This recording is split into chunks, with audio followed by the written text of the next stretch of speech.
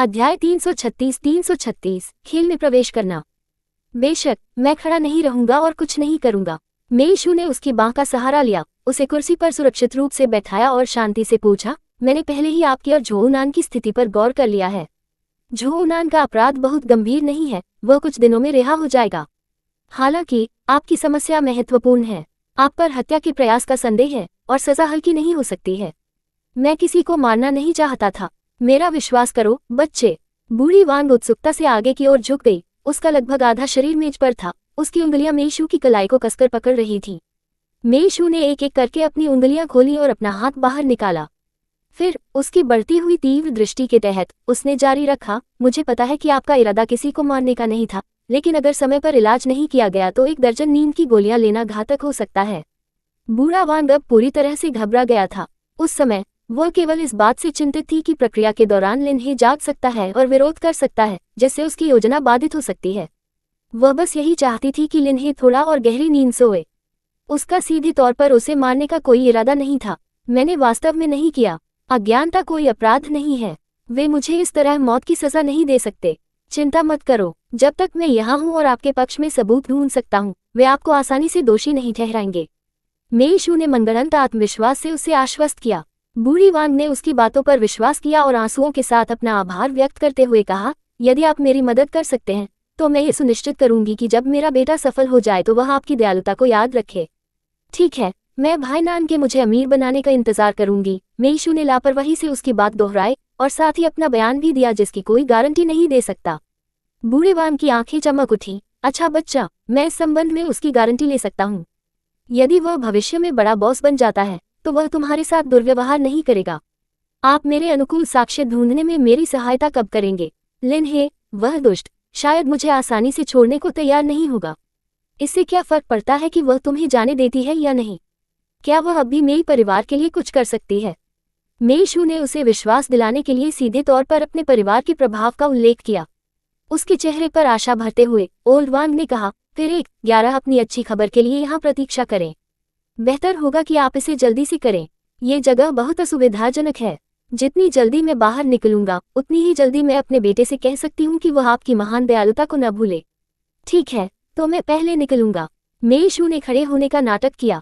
हालांकि जैसे ही वह चली गई, ओल्ड वांग ने अचानक उसकी पीठ की ओर देखा और जल्दी से चिल्लाया, क्या तुम सच में मेरी मदद करोगी? मेइशू, तुम मुझसे झूठ नहीं बोल रही हो, ठीक है? मेइशू शांति से रुक गई। उसके होठों पर ठंडक का एक संकेत झलक रहा था। जब वह मुड़ी तो उसके चेहरे पर केवल एक सौम्य और आज्ञाकारी मुस्कान दिखाई दी। बेशक मैं आपकी मदद करूंगा। मैं आपसे झूठ क्यों बोलूंगा? जीवन और मृत्यु के मामलों में मैं निश्चित रूप से आपके पक्ष में खड़ा रहूंगा। आखिरकार आपने मुझे बड़ा होते देखा है। उसे यह कहते हुए सुनकर ओल्ड वांग ने अंततः अपनी चिंताओं से पूरी तरह छुटकारा पा लिया। फिर मैं आपकी खुशखबरी का इंतजार करूंगा। जरूर। ओल्ड वांग को आश्वासन देने के बाद मेइशू का अब बातचीत जारी रखने का मूड नहीं था। अब उसे जो करने की जरूरत थी वह ओल्ड वांग के धैर्य को खत्म करना था। जब ओल्ड वांग अधिक से अधिक चिंतित हो गए तो मेइशू के लिए अपना तुरुप का पत्ता प्रकट करने का समय आ गया। पुलिस स्टेशन छोड़ने के बाद मेइशू लिन्हे से मिलने गई। लिन्हे, जो अब आत्मविश्वासी और सुंदर है, झोउनान से शादी करने से पहले आत्मविश्वासी लड़की के पास लौट आई थी।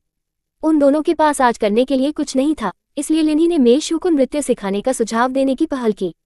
मेइशू खुशी से सहमत हो गई और उसे एक डांस स्टूडियो में ले गई। पूरे स्टूडियो को आरक्षित करने के लिए अपना कार्ड स्वाइप करने के बाद विशाल कमरे में केवल वे दोनों ही बचे थे। लिन्हे ने मंत्रमुग्ध होकर डांस स्टूडियो के बगल में बैरे को सहलाया। उसने एक बार यहाँ खूब पसीना बहाया था, गौरव और निराशा दोनों का अनुभव किया था, लेकिन अब पीछे मुड़कर देखने पर केवल खुशी से भरा दिल था। क्या हम शुरू करें? मेइशू खुद ही किनारे पर गर्म हो गई। लिन्हे ने अपने विचारों को वापस लेते हुए उसे ऐसे देखा जैसे वह युद्ध में जाने वाली थी और हंसने से खुद को नहीं रोक सकी। इस तरह आप नृत्य के लिए तैयार नहीं होती हैं। मेइशू एक पल के लिए स्तब्ध रह गई। उसने तुरंत अपना बायां पैर उठाया जो नीचे था और सीधा खड़ा होकर पूछा, फिर आप वार्म अप कैसे करते हैं? लिन्हे थोड़ा शर्मा गया और शर्म से मुस्कुराया, मेरे पीछे आओ, लेकिन मैंने इतने सालों से नृत्य नहीं किया है। मुझे नहीं पता कि अब ये बहुत जोरदार होगा या नहीं। ठीक है, चलो एक साथ अभ्यास करें। मेइशू नृत्य के प्रति उत्साह से भरी हुई थी। उसे इतनी दिलचस्पी देखकर लिन्हे को अब कोई झिझक नहीं हुई। उसने अपने फोन को स्पीकर से कनेक्ट किया, वार्म अप के लिए उपयुक्त कुछ संगीत बजाया और फिर मेइशू के साथ मिलकर सबसे मानक डांस मूव्स करने के लिए एक वीडियो बनाया। नृत्य करते समय लिनहे एक पूल में तैरते हुए एक सुंदर हंस की तरह लग रहा था। उसकी चमक इस हद तक थी कि कोई भी उससे दूर नहीं देख सकता था। मेई शू ने उसकी ओर देखा और सचमुच दिल की गहराइयों से मुस्कुराई। लिनवह वास्तव में भाग्यशाली था। सौभाग्य से वह बहुत देर से नहीं उठी। उसकी और झोउ नान की कोई संतान नहीं थी और लिनवह अभी भी बहुत छोटा था। आगे निश्चित ही एक उज्ज्वल भविष्य होगा। उन दोनों ने अनिच्छा से रुकने से पहले शाम तक स्टूडियो में नृत्य किया, यहाँ तक कि मेई शू को भी बहुत पसीना आ रहा था। हौंफते हुए लिन ही दबी हुई खुशी के साथ मुस्कुराए बिना नहीं रह सका। क्या हम अगली बार फिर से यहाँ एक साथ आएंगे? अध्याय 337 सबसे अच्छी बहन। बेशक, जब भी आपके पास समय हो आप मुझे कॉल कर सकते हैं। जैसे ही मेई शू ने कहा, लिन हे फिर से एक संक्षिप्त चुप्पी में गिर गया। मेई शू ने उसकी चिंताओं को महसूस किया, एक तरफ चली गई, अपने चेहरे पर पसीना पोंछने के लिए एक साफ तौलिया उठाया और व्यक्तिगत रूप से मिनरल वाटर की एक बोतल खोली और उसे देते हुए कहा, चिंता मत करो, अपने नृत्य कौशल के साथ तुम्हें निश्चित रूप से एक अच्छी नौकरी मिलेगी। लेकिन उन हालिया स्नातकों की तुलना में मैं पहले से ही काफी बूढ़ा हो गया हूँ। डांस इंडस्ट्री में जिन लोगों ने शुरुआती दौर में कुछ खास हासिल नहीं किया, उनके लिए उम्र भी एक तरह की पूंजी होती है। इसके अलावा वह इतने सालों तक इंडस्ट्री से दूर रही थी, इसकी संभावना नहीं है कि कोई भी अच्छी कंपनी उसे काम पर रखने को तैयार होगी। हालांकि जब इस बारे में बात की गई तो मेई शू एक अच्छा विचार लेकर आई। मेरा एक दोस्त है और उसके परिवार का व्यवसाय पूरे लिन शहर में फैला हुआ है। मैं उनसे ये पूछने की कोशिश कर सकता हूँ कि क्या आपके लिए कोई प्रासंगिक नौकरी के अवसर हैं।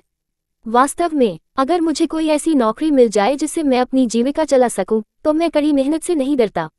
लिन हे अब उत्साह से भरपूर किसी भी चुनौती का सामना करने के लिए तैयार था। दूसरों पर निर्भर हुए बिना स्वतंत्र रूप से रहना हमेशा से उसका सपना रहा है। यदि झोउ नान के प्रति उसका पिछला अपराधबोध और इतने लंबे समय तक खुद को नीचा दिखाने की भावना नहीं होती, तो उसने इतना समय बर्बाद नहीं किया होता। ठीक है, जब तक आपका इरादा है मैं आपकी मदद करने को तैयार हूँ। मेई शू पूरी तरह से रूपांतरित लिन ही को देखकर प्रसन्न हुई। अब वह खिले हुए फूल की तरह जीवन शक्ति से भरपूर थी। लड़कियों को ऐसा ही होना चाहिए। समझौते के बाद मेई शू सबसे पहले लिन ही को अपने किराए के घर में ले गई और उसे स्थायी रूप से वहां रहने दिया। चूंकि बहुत देर नहीं हुई थी, मेई शू ने लू यान को बुलाया। लू यान तुरंत सहमत हो गया। यह उसके लिए बस एक छोटी सी बात थी, लेकिन अपनी चिंताओं के बारे में सोचते हुए वह झिझक रहा था। लेकिन आपके दोस्त की योग्यता का मूल्यांकन पेशेवरों द्वारा किया जाना चाहिए। इस बारे में क्या ख्याल है? हम इस सप्ताह के अंत में होंग्युआन क्लब में मिलेंगे। 11 डांस स्टूडियो के शिक्षकों को व्यक्तिगत रूप से आने के लिए आमंत्रित करें। जरूर। मेई शू उनके विचारों के अनुरूप नहीं थे। फोन रखने के बाद उसने लिन हे के साथ खुशखबरी साझा की। जब मेई फैंग घर लौटा तो उसने देखा कि मेई शू सोफे पर बैठकर फोन कर रही थी। उसके कसकर भींचे हुए होठों पर आखिरकार मुस्कुराहट का संकेत दिखा। उसे आते देखकर मेई शू ने जल्दी से लिन हे को अलविदा कहा, फिर उसकी जांच करने के लिए दौड़ी। क्या आपकी चोट ठीक हो गई? ये ठीक हो गया है, मेई फैंग ने आदतन भावहीन होकर उत्तर दिया। इतना कहने के बाद उन्हें डर था कि उनके ठंडे स्वर से कोई गलतफहमी पैदा हो जाएगी और उन्होंने सौम्य स्वर में समझाया, पहली बार में यह उतना गंभीर नहीं था। डॉक्टर ने जांच करने के बाद कहा कि कोई समस्या नहीं है और मुझे अस्पताल छोड़ने की अनुमति दी। आपको मेरे बारे में चिंता करने की जरूरत नहीं है। मेई शू ने उसे खींचकर सोफे पर बैठाया और बटलर झाओ को भोजन तैयार करने दिया। फिर उसने फुसफुसाते हुए कहा, मुझे उस व्यक्ति के बारे में सुराग मिल गया है जिसने तुम पर हमला किया था। 11 जल्द ही बदला लेने में तुम्हारी मदद कर सकूंगा। कृपया मत करो। इस डर से कि मेई शू उसकी खातिर कुछ मूर्खता करेगा, मेई फैंग ने घबराहट के क्षण में आगे बढ़कर उसका हाथ पकड़ लिया। जब कोमल स्पर्श उसकी हथेली में फैला तब उसे एहसास हुआ कि उसने क्या किया है। उसने तुरंत अपना हाथ हटा लिया और उसके कानों के सिरे गुलाबी हो गए। उस तरह के व्यक्ति के साथ व्यवहार करना न केवल परेशानी भरा होगा बल्कि परेशानी भी ला सकता है। इसे भूल जाना ही बेहतर है। इसके अलावा मुझे पहले ही पता चल गया है कि इसके पीछे कौन है। मेई शू ने उसे तब तक देखा जब तक वह कुछ घबरा नहीं गया। फिर उसने अपनी निगाहें हटा लीं। टिटर, वह हंसी। मेई फैंग ने और भी अजीब महसूस करते हुए कहा, बहन तुम मुझ पर क्यों हंस रही हो? मैं सोच रहा था कि अगर मैं तुमसे पहले पैदा नहीं हुआ होता, अगर हमने भूमिकाएं बदल ली होती, तो तुम शायद एक महान बड़े भाई होते। मेई शू ने ईमानदारी से प्रशंसा की, लेकिन उनकी तारीफ में कुछ अजीब एंगल था। मेई फैंग का चेहरा और भी लाल हो गया।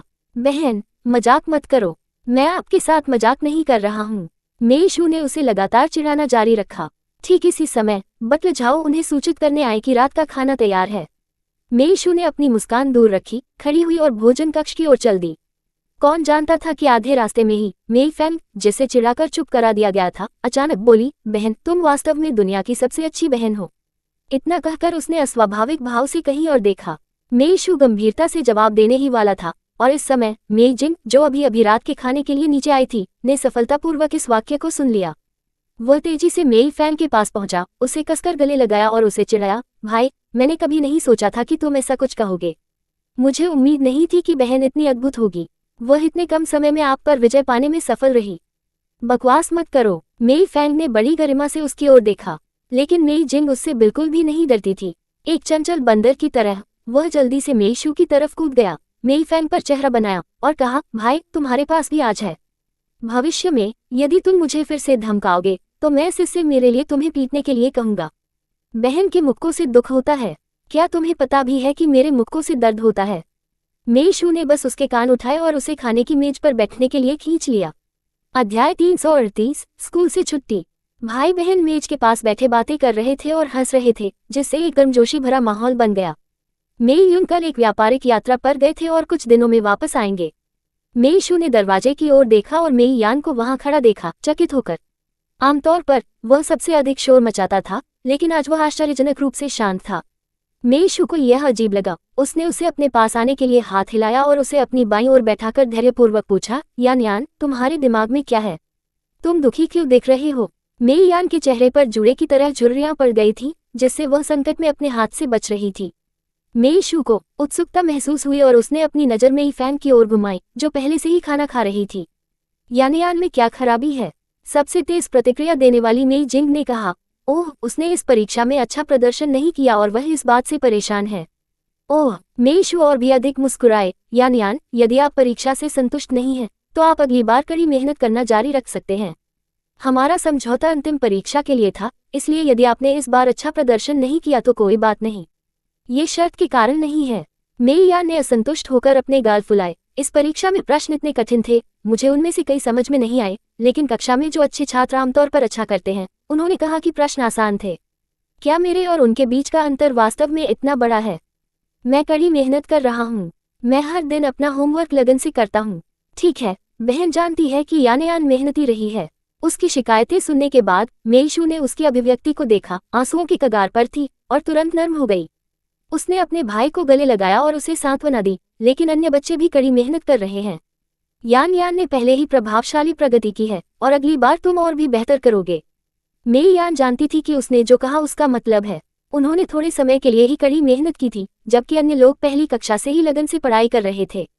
इतने कम समय में उनसे आगे न निकल पाना सामान्य बात थी, लेकिन फिर भी उसे गुस्सा आ रहा था। दीदी, अगली बार मैं निश्चित रूप से कक्षा में शीर्ष 3 में रहूंगा। बस इंतजार करो और देखो। जरूर। मेई शू ने खुशी से अपने बाल हिलाए। बहन यान की अच्छी खबर का इंतजार करेगी। अगर यान अगली बार सचमुच शीर्ष 3 में जगह बना सका तो बहन आपकी एक इच्छा पूरी कर देगी। उसके बारे में कैसा है? ये सुनकर मेई यान की आंखें चौड़ी हो गईं। बहन एक वयस्क है, इसलिए आपको अपनी बात रखनी होगी। ठीक है, 1-11, बिल्कुल मेरी बात रखो। मेई शू ने प्यार से उसकी नाक दबाए, अनिच्छा से उसे पास की कुर्सी पर बिठाने के बाद उसे जाने दिया। मेई फैंग ने पूरी तरह से मंजूरी न देते हुए अपनी चॉपस्टिक नीचे रख दी। दीदी, यान एक लड़का है, उसे इतना खराब मत करो। एक शर्त है कि तुम मुझसे ईर्ष्या कर रहे हो। मेई यान ने मेई फैंग की दिशा में चेहरा बनाया। मेई फैंग ने खतरनाक ढंग से अपनी आंखें मूंद लीं। उसे एहसास हुआ कि जब से मेई शू तस्वीर में आई, ये दोनों भाई अब उससे नहीं डरते। जिस अधिकार को उसने सावधानीपूर्वक स्थापित किया था वह बिना किसी निशान के गायब होता दिख रहा था। जियो, वह अभी भी प्यारा है। अपने भाई के अभी भी स्कूल में होने के बारे में सोचते हुए मेई फैंग की आंखों की चमक कम हो गई। दीदी, आपने पिछली बार जो कहा था उसके बारे में, जियोही को घर वापस लाना चाहती हूँ। मेई शू ने मुस्कुराते हुए सिर हिलाया। मैं जियोही की प्रक्रियाओं को संभालने के लिए कल स्कूल जाऊंगा। हम उसका इलाज करने और घर पर सबक प्रदान करने के लिए एक पेशेवर मनोवैज्ञानिक को आमंत्रित कर सकते हैं। झाओ यान चुपचाप खड़ा था, घर पर युवा मास्टर्स और मिस के आनंददायक दृश्य को देख रहा था। जब उसने यंग मास्टर मेईही के मामले के बारे में सुना तो उसने तुरंत कहा, तो मैं तुरंत यंग मास्टर मेईही के कमरे को पुनर्व्यवस्थित करने के लिए किसी को भेजूंगा। भगवान जानता था कि बटलर झाओ मेईही की कितनी परवाह करता था। हालांकि बच्चों ने बचपन से ही अपनी मां को खो दिया था, फिर भी वे लड़खड़ाते और लड़खड़ाते हुए बड़े हुए। यहाँ तक कि मेई यान भी प्रगति के लिए प्रयासरत थी।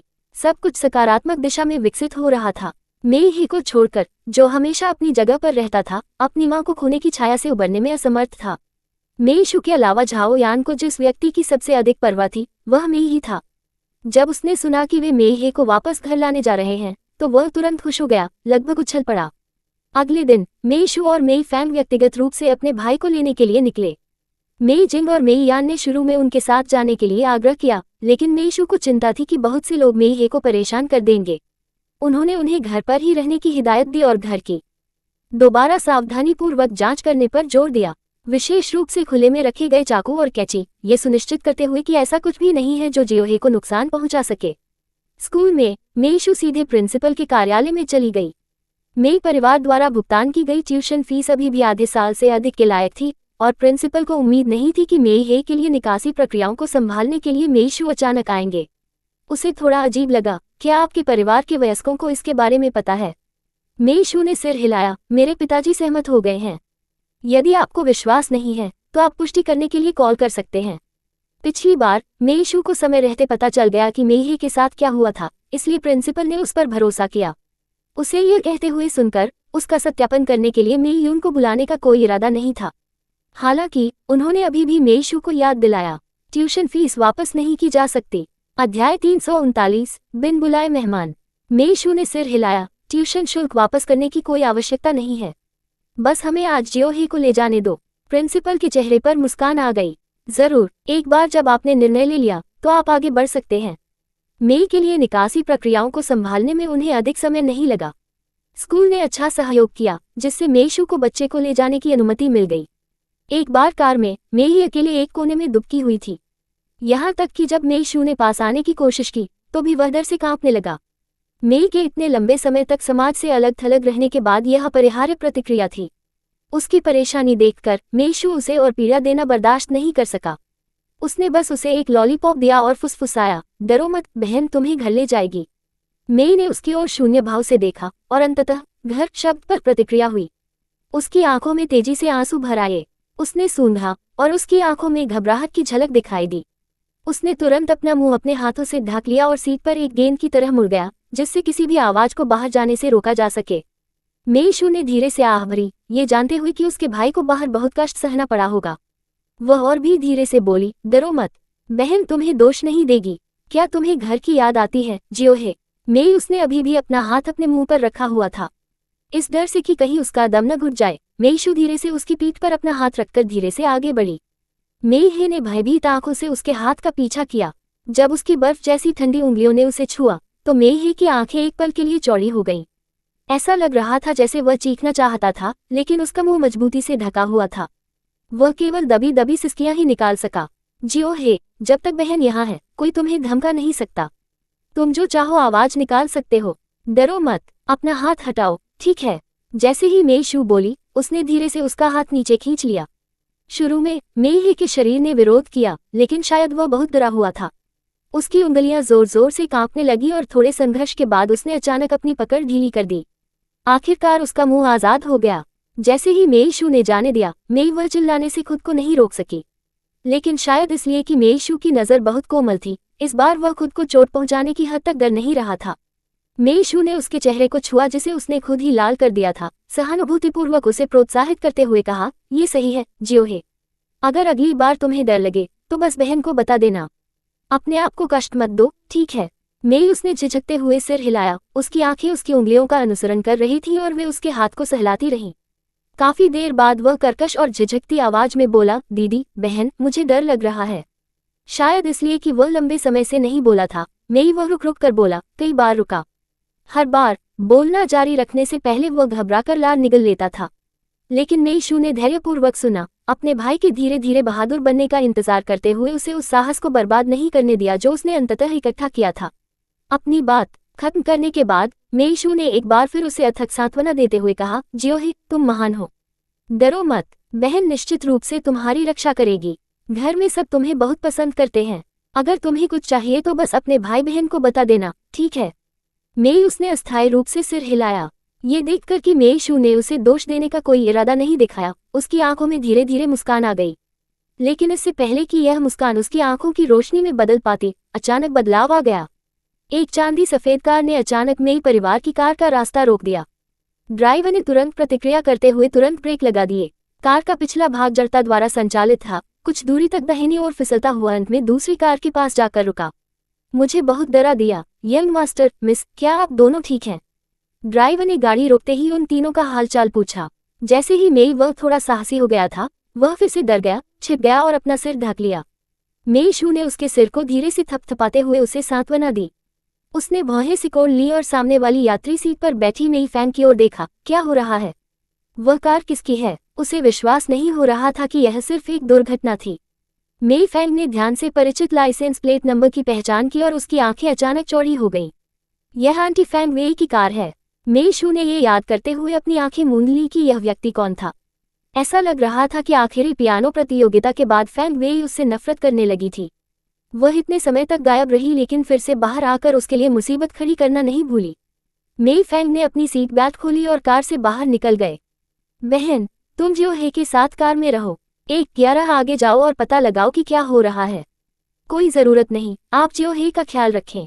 अगर फैंग वेई, जिन्होंने प्रतियोगिता में धोखा दिया था और मेई शू की वजह से पियानो एसोसिएशन के अध्यक्ष के रूप में अपना पद खो दिया था, अचानक इस तरह सामने आए तो शायद यह अच्छी खबर नहीं होगी। मेई शू को डर था कि मेई फैंग को अकेले इसे संभालने में कठिनाई होगी। ठीक है, मेई शू की बातें सुनने के बाद मेई फैंग ने अब और जोर नहीं दिया। वह पीछे से कार में बैठा और स्थिति पर नजर रखने के लिए अपनी नजरें सामने की ओर रखी। मेई शू धीरे धीरे कार के पास गई और बिना झुके खिड़की पर दस्तक दी। खिड़की धीरे धीरे नीचे झुकी। धीरे धीरे फैंग वेई की मजाकिया निगाहें सामने आने लगी। अध्याय 340, जो बोओगे वही काटोगे। क्या संयोग है, इतने खूबसूरत दिन पर आपका सामना करना वास्तव में दुर्भाग्यपूर्ण है। फैंग वेई की तिरस्कारपूर्ण दृष्टि स्पष्ट थी। मेई शू ने भावहीन होकर उसे याद दिलाया, यह मेरे परिवार की कार को रोकने का आपका अनावश्यक कार्य है। अन्यथा हमें मिलने की आवश्यकता नहीं होती। पिछली प्रतियोगिता के बाद से आपका जीवन काफी अच्छा चल रहा है। आप वांग यू और उसकी बेटी को भगाने में कामयाब रहे हैं। क्या आप विशेष रूप से निपुण महसूस करते हैं? फैंग वेई ने उत्तेजक ढंग से मुस्कुराते हुए कहा, लेकिन मत भूलो, भले ही वांग यू जेल में बंद हो जाए, फिर भी वह आपके पिता की कानूनी पत्नी है। वे अभी भी कानून द्वारा संरक्षित हैं। ऐसा मत सोचो कि आप अकेले मेई परिवार की संपत्ति पर एकाधिकार कर सकते हैं। मेरा किसी भी चीज पर एकाधिकार करने का कोई इरादा नहीं है। मेई शू ने मासूम भाव दिखाते हुए अपना सिर झुकाया और पलकें झपकाईं। मैं इसे अपने भाइयों के साथ समान रूप से साझा करना चाहती हूँ। जो कोई भी मेरे मामलों में हस्तक्षेप करने की हिम्मत करेगा, मुझे उसे फिर से जेल भेजने में कोई आपत्ति नहीं होगी। क्या आप मुझे धमकी दे रहे हैं? फैंग वेई की अभिव्यक्ति तुरंत बदल गई। इस अवधि के दौरान वह घर पर ही रह रही थी और बाहर जाने की बिल्कुल भी हिम्मत नहीं कर रही थी। लेकिन भले ही वह बाहर नहीं जाती थी, फिर भी जब वह हर दिन अपना फोन चालू करती थी, तब भी वह ऑनलाइन जबरदस्त श्राप देख सकती थी। पूर्व सहकर्मियों, जिनके एसोसिएशन में अच्छे रिश्ते थे, ने अब अपनी संपर्क जानकारी हटा दी है। यहाँ तक कि उनके पति की कंपनी का भी उन पर असर पड़ा था। अब जब भी चीजें ठीक नहीं होती, उसका पति मेई चेंग घर आता और उस पर अपना गुस्सा उतारता, उसे नीचे खींचने के लिए दोषी ठहराता। फैंग वेई हर दिन लगातार निराशा में रहते थे। आज वह अपने परिवार के सदस्यों की तिरस्कारपूर्ण नजरों को सहन नहीं कर सकती थी, इसलिए वह अनिच्छा से कुछ ताजी हवा के लिए बाहर आई। अप्रत्याशित रूप से उसने दूर से मेई परिवार की कार देखी। वह वांग यू और मेई म्यू की स्थिति से अच्छी तरह वाकिफ थी। सड़क पर मेई परिवार की कार में इतनी भव्यता से बैठा व्यक्ति या तो मेई यून था या मेई शू। उसे विश्वास था कि कार में बैठा व्यक्ति वही छोटा आदमी होगा जिसने उसे असंतुलित कर दिया था। इसीलिए उसने आज रास्ता रोकने का ये नाटक किया। मेई शू को ऐसी परेशान करने वाली महिला से बात करने में परेशानी नहीं हो सकती थी। उसने अधीरता से दूसरी ओर देखा और अपने मुंह का कोना ऊपर उठाकर मजाक उड़ाया। क्या तुम्हें अब भी जरूरत है कि मैं तुम्हें व्यक्तिगत रूप से धमकाऊं? क्या तुम्हारे पास कोई और काम है? हमारी कार को बेतरतीब ढंग से अवरुद्ध न करें। अगर ट्रैफिक पुलिस ने इसे बाद में देखा तो आपके लिए कठिन समय होगा। क्या आपको लगता है कि मैं उन बेचारे पुलिस वालों से डरता हूँ? जैसे ही फैंग वेई ने बोलना समाप्त किया, एक पुलिस कार उसके बगल में रुकी। क्या चल रहा है? क्या आप नहीं जानते कि यहाँ पार्किंग की अनुमति नहीं है? फैंग वेई ने स्पष्ट रूप से उसे गंभीरता से नहीं लिया। मुझे नहीं पता, क्या मैं थोड़ी देर के लिए नहीं रुक सकता? क्या कोई समस्या है? ट्रैफिक पुलिसकर्मी को स्पष्ट रूप से ऐसे अनुचित ड्राइवर पसंद नहीं थे। उसने भौहें सिकोड़ ली और मेई शू की ओर देखा। क्या कार आपके पीछे है? क्या आप एक दूसरे को जानते हैं? जरूरी नहीं। उसने मेरी कार रोकी, इसलिए मुझे बाहर निकलना पड़ा और पूछना पड़ा कि क्या हो रहा है। मेई शू ने पहले समझाया, फिर उसके कंधों को गले लगाया और किनारे से शो देखा। उसकी बातें सुनने के बाद ट्रैफिक पुलिसकर्मी ने फिर से फैंग वेई पर अपनी कड़ी नजर डाली। मैडम, कृपया कार से बाहर निकले और अपना ड्राइवर का लाइसेंस दिखाएं। मुझे आपको अपने दस्तावेज क्यों दिखाने चाहिए? मैं बस थोड़ी देर के लिए रुक रहा हूँ। क्या किसी के साथ कोई दुर्घटना हुई है? क्या मैं दूसरों के लिए परेशानी पैदा कर रहा हूँ? फैंग वेई ने अनुचित रूप से सीधे इनकार कर दिया और यहाँ तक कि पुलिस की स्थिति की पूरी तरह से उपेक्षा करते हुए तिरस्कारपूर्वक अपनी आंखें भी घुमा लीं। शायद ऐसे कई लोगों का सामना करने के बाद, जो मानते थे कि पैसे के साथ वे हर चीज को नीची नजर से देख सकते हैं, ट्रैफिक पुलिसकर्मी के चेहरे पर थोड़ा गुस्सा दिखा।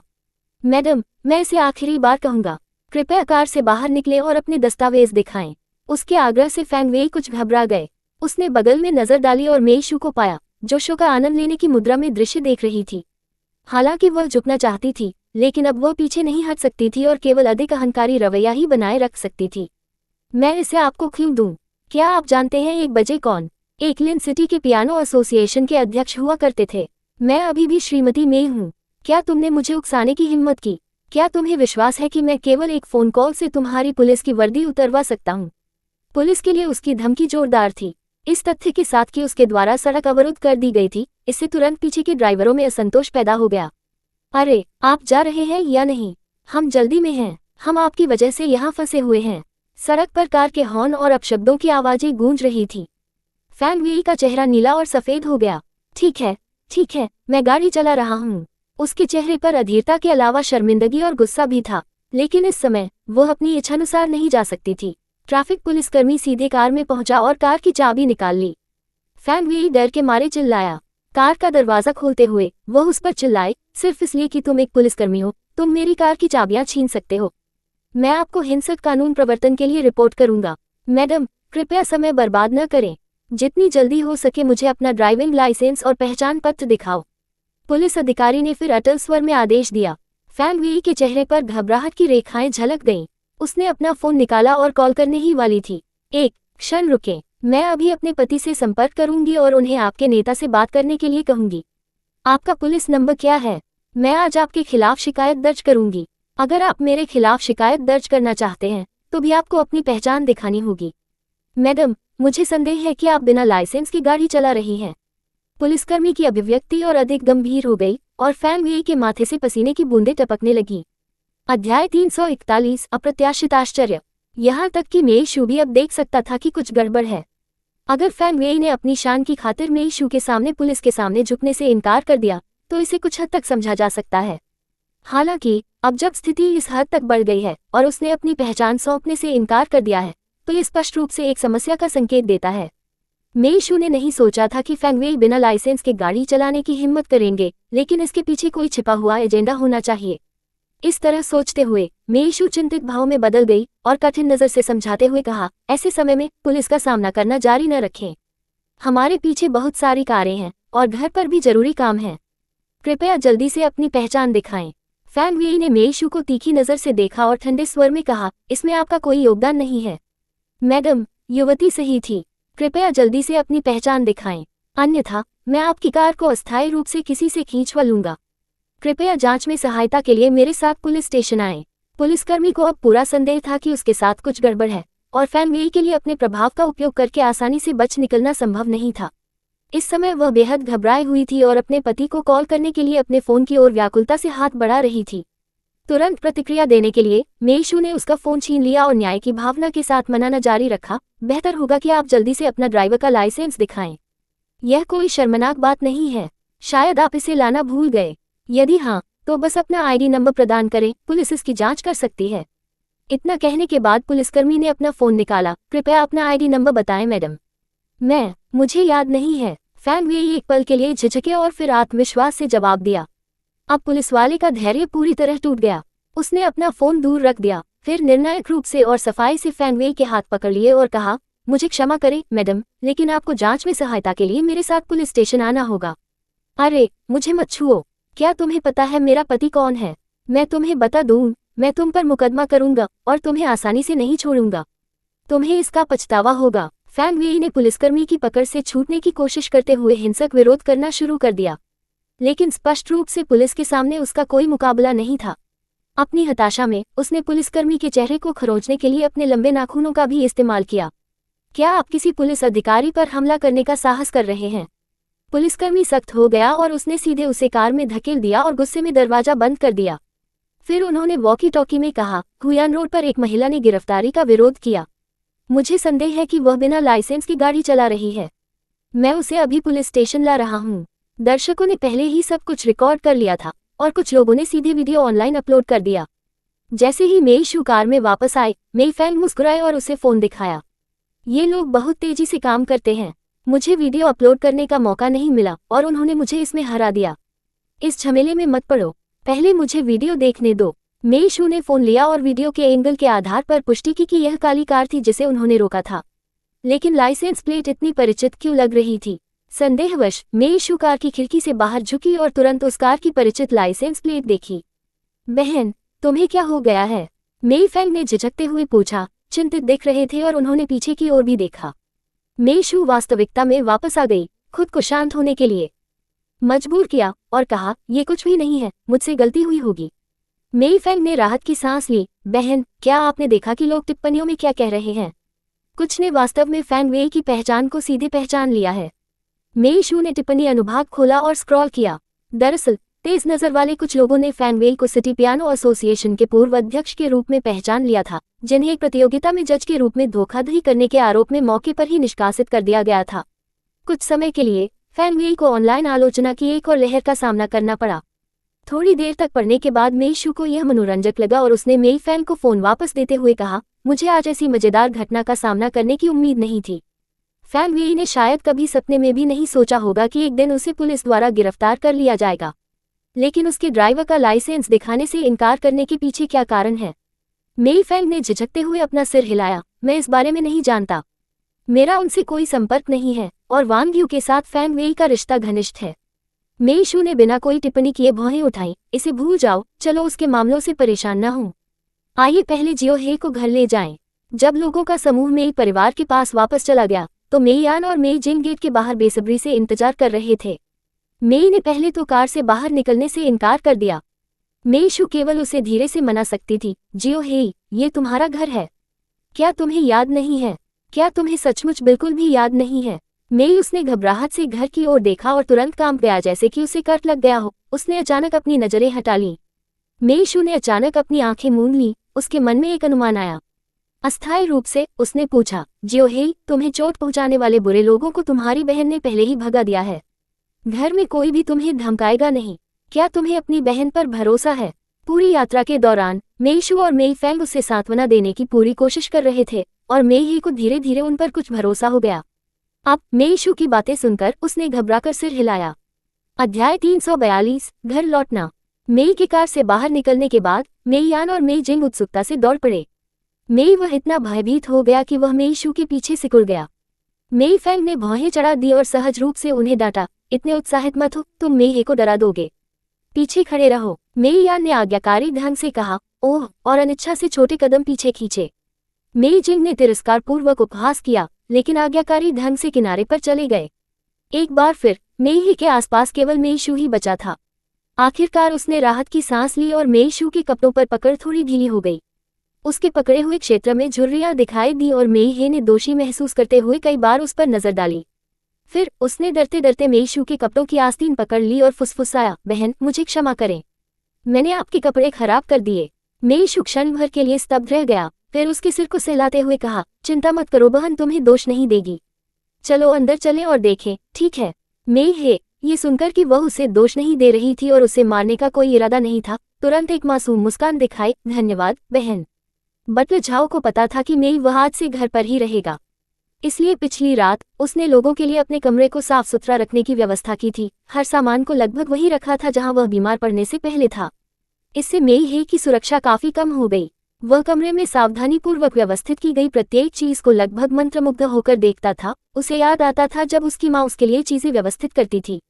मेई शू ने उसके कंधे को थपथपाया और धीमी आवाज में पूछा, जियो हे, अब से तुम यहीं रहोगे। यह आपका कमरा है और यदि आप नहीं चाहते कि हम आपकी अनुमति के बिना इसमें आएं, तो कोई भी नहीं आएगा। ठीक है। मेई हे की आंखें खुशी से चमक उठी। काफी समय हो गया था जब उन्होंने ऐसी जीवंत अभिव्यक्ति दिखाई थी। स्कूल में मेई हे एक उदास किशोरी की तरह थी जो शायद ही कभी मुस्कुराती थी। उन्हें शिक्षकों द्वारा बिना अनुमति के उनके कमरे में प्रवेश करने के लिए चिंता का कारण बनाना भी पसंद नहीं था। इससे वह काफी असुरक्षित महसूस करने लगे। लेकिन अब चीजें अलग थीं। उसकी बहन ने कहा कि यह कमरा केवल उसका है। मेई हे को खुश देखकर मेई शू भी खुश हो गई। मेई हे, क्या तुम्हें याद है कि हमारे कमरे कैसे दिखते हैं? मेई वह एक पल के लिए चुप हो गया, उसकी आंखें अकेलेपन से भर गईं। मुझे याद नहीं है। अगर तुम्हें याद नहीं है तो कोई बात नहीं। मेई हे, हम तुम्हें उन्हें दिखाने ले जा सकते हैं। तुम जब चाहो मेरे कमरे में आ सकते हो। इस बार मेई जिंग ने मेई शू के सामने बोलने की पहल की। वह अपने छोटे भाई की भी परवाह करता था और इस अवसर का लाभ उठाकर उसके करीब आना चाहता था। लेकिन मेई वह अभी भी उससे अपरिचित थी। उसे अचानक इतनी जोर से बोलते हुए सुनकर मेई वह भयभीत हो गया, भय से कांप उठा। मेई फेंग ने निराशापूर्वक अपनी भौहें सिकोड़ ली और उसे डांटा। जियो जिंग, तुम्हें घर पर अपने शब्दों से सावधान रहने की जरूरत है। जियो हे को डराओ मत, वह अभी तक पूरी तरह से ठीक नहीं हुआ है। ओह, मुझे पता है। मेई जिंग ने माफी मांगते हुए अपना सिर खुजाया। इस बार उसने अपनी आवाज धीमी कर ली और मेई हे से धीरे से बोलना जारी रखा। जियो हे, मुझे क्षमा करें। मैंने गलती की है। डरो मत, मैं तुम्हारी अच्छी देखभाल करूंगा। मेरे कमरे में कई मजेदार खिलौने हैं, क्या हम अभी जाकर देखें? मेई, आखिरकार वह अभी भी एक बच्चा था। स्कूल में उसने अन्य बच्चों को अपने परिवारों से मजेदार खिलौने प्राप्त करते देखा था, लेकिन उसके पास कभी कोई खिलौने नहीं थे। उसके हृदय में एक अकारण ईर्ष्या उत्पन्न हो गई। अब मेई जिंग को ये कहते हुए सुनकर उसने पूछने का साहस जुटाया, वास्तव में क्या मैं उनके साथ खेल सकता हूँ? बिल्कुल, मेई जिंग एक बार फिर बिना सोचे समझे जोर से बोली। हालांकि उसे तुरंत अपनी गलती का एहसास हुआ और उसने अपनी आवाज धीमी करके मेई हे से धीरे से और अनुनयपूर्वक कहा, जब तक तुम उन्हें पसंद करती हो, मैं उन्हें सब तुम्हें दे सकता हूँ। मैं तुम्हें एक रहस्य बताता हूँ, ऐसे कई खिलौने हैं जिन्हें मैं यानयान को छूने भी नहीं देता। मेई यान बगल में ठंडे स्वर में बोली। अपने छोटे कद का फायदा उठाते हुए वह मेई हे के सामने झुक गया और उसके चेहरे पर एक प्यारी सी मुस्कान दिखाई दी। भाई, मेरे पास भी तुम्हें देने के लिए बहुत सारे खिलौने हैं। तुम पहले मेरे कमरे में चलो। भाई, मेई वह इस संबोधन से बहुत अपरिचित महसूस कर रहा था, लेकिन शायद रक्त संबंध के कारण उसने मेई यान को कम सावधानी से देखा और उसकी आंखों में स्नेह का एक संकेत भी दिखाई दिया। उसने मेई यान की ओर जोर से सिर हिलाया और कहा, ठीक है। मेई यान ने खुशी से मेई हे का हाथ पकड़ लिया और बाहर चली गई। मेई जिंग स्तब्ध होकर पीछे रह गई। उसने नाराजगी से मेई फैंग की ओर देखा। जियो ही उस लड़के यानयान के इतना करीब क्यों है? क्या मैं एक बड़े भाई के रूप में इतना डराने वाला हूँ? मेई फैंग ने उसकी ओर देखा। वह अपने बचकाने व्यवहार से निपटने में बहुत आलसी था। चिंतित थी कि मेई वह नए वातावरण में अच्छी तरह से अनुकूलन नहीं कर पाएगा। वह जल्दी से उसके पीछे चली गई। मेई जिंग केवल अपनी घायल दृष्टि को अपनी बहन की ओर मोड़ सका। मेई शू ने आह भरते हुए कहा, जियो जिंग, आपको यह स्वीकार करना होगा कि कभी कभी यानयान वास्तव में आपसे अधिक पहुंच योग्य है और अधिक मेहनत करें। बोलने के बाद उसने गहरे अर्थ के साथ मेई जिंग के कंधे को थपथपाया और मेई फैंग के साथ चली गई। कमरे में मेई जिंग अकेली रह गई थी, निराशा और आत्मसंदेह की भावना से अभिभूत थी। अध्याय 343 मनोवैज्ञानिक। मेई हे को निपटाने के बाद मेई शू निकलने ही वाला था कि बटलर झाओ ने ये कहते हुए जल्दी से प्रवेश किया कि एक मनोवैज्ञानिक बाहर आया है। यह मनोवैज्ञानिक विशेष रूप से थर्ड यंग मास्टर की बीमारी का इलाज करने के लिए यहाँ आया था।